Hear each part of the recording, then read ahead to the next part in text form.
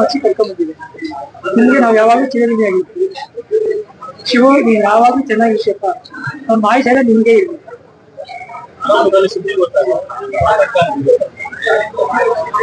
ಈ ಬಾಡಿ ಕಷ್ಟ ಆಯ್ತು ಹೇಳ್ತಾನೆ.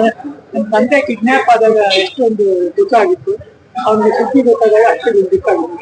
ಇವತ್ತು ನನ್ನ ತಂದೆ ರಿಲೀಸ್ ಆದ್ಮೇಲೆ ಯಾವ ತರ ಖುಷಿ ಆಯ್ತು, ಅವ್ನು ಬಂದಿದ್ ನೋಡಿ ಅಷ್ಟು ಖುಷಿ ಆಗ್ತಿದೆ. ಎರಡಕ್ಕೂ ಸಮಾನ ಇಲ್ಲ, ಹೊಂದಾಣಿಕೆ ಅಷ್ಟು ಹೊಂದಾಣಿಕೆ ಇದೆ. ಅಷ್ಟು ಸಂತೋಷವಾಗಿದೆ. ಈ ಸಂತೋಷ ಬರುತ್ತಾ ಇರ್ತಿದ್ವಿ, ಬಂದಾಯ್ತು. ಇವತ್ತು ನಿಮ್ಮಲ್ಲಿ ನಾನು ಈ ಸಂತೋಷ ಹಂಚ್ಕೊಳ್ತೇನೆ.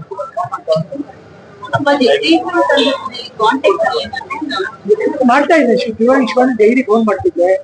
ಆ ಟೈಮಿಂಗ್ ನೋಡ್ಕೊಂಡು ನಮ್ಗೆ ನೈಟ್ ಇದ್ದಾಗ ಅವ್ರು ಬೆಳಗ್ಗೆ ಇರೋದು, ಆ ಟೈಮ್ ನೋಡಿ ಮಾತಾಡಿದೆ. ಅವ್ರು ICU ಇದ್ದಾಗ ಮಾತಾಡಿದ್ರು. ಮಾತಾಡಿದ್ಮೇಲೆ ಧೈರ್ಯ ಬಂತು. ಅವಾಗ ಟೆಸ್ಟ್ ಆಗಿ ಇನ್ಮೇಲೆ ಇಲ್ಲ ಅಂತ ಗೊತ್ತಾಯ್ತು, ಕ್ಯಾನ್ಸರ್ ಇಲ್ಲ ಅಂತ ಗೊತ್ತಾಯ್ತು. ಅವಾಗ ಇನ್ನೂ ತುಂಬಾ ಖುಷಿ ಆಯ್ತು. ಅವ್ನಿಗೆ ಯಾವಾಗ್ಲೂ ಎನರ್ಜಿ ಅಂತಿದ್ರು.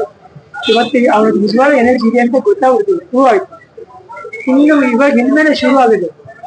ಈಗ ಬಂದಿದ್ದಾನೆ, ಇನ್ಮೇಲೆ ನಿಜವಾದ ಶಿವರಾಜ್ಕುಮಾರ್ ಹೊರಗಡೆ ಬರ್ತಾನೆ.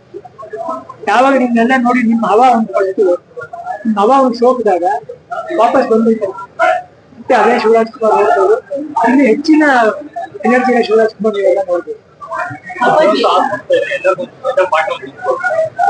ಹೌದಪ್ಪಾಜಿ, ಒಂದು ಪಕ್ಷ ದೇವರು ಅದಕ್ಕೆ ಕೊಟ್ಟಿದ್ದಾಗ ಯಾರು ಒಳ್ಳೇದ್ ಬೇಡ, ಎಲ್ರಿಗೂ ಒಂದು ಚಾನ್ಸ್ ಇರುತ್ತೆ, ಮುಂದಕ್ಕೆ ಬರ್ಬೋದು, ಯಾರು ಬೇಕಾದ್ರೆ ಗುಣ ಆಗ್ಬೋದು ಅಂತ ಒಂದು ಸ್ಫೂರ್ತಿ ಕೊಡಕ್ಕೆ ಬಂದಿದೆ. ಅಪ್ಪಾಜಿ ಶಿವಣ್ಣ ಎಲ್ಲೂ ಕೂಡ ಈ ತರ ಆಗಿದೆ ಅಂತ ಗೊತ್ತಾದಾಗ ನಿಮ್ ಜೊತೆ ತಪ್ಪುತ್ತೈತಮ್ಮ. ತಪ್ಪುಗಳದ್ರಲ್ಲಿ ಒಂದು ಒಳಗಡೆ ನೋವು ಕಾಣುತ್ತೆ. ತಪ್ಪುಕೊಂಡಾಗ ಗೊತ್ತಾಗುತ್ತೆ, ಒಂಥರ ನೋವು ಕಾಣುತ್ತೆ ಅವ್ನ ಇತ್ತು ಒಳಗಡೆ. ಬಟ್ ಅವ್ನು ನಮ್ದೆ ತೋರ್ಸ್ಕೊಂಡಿಲ್ಲ. ನಾವೆಲ್ಲ ತೊಂದರೆ ತಗೋಬಾರ್ದು ಅಂತ ತೋರ್ಸ್ಕೊಂಡಿಲ್ಲ.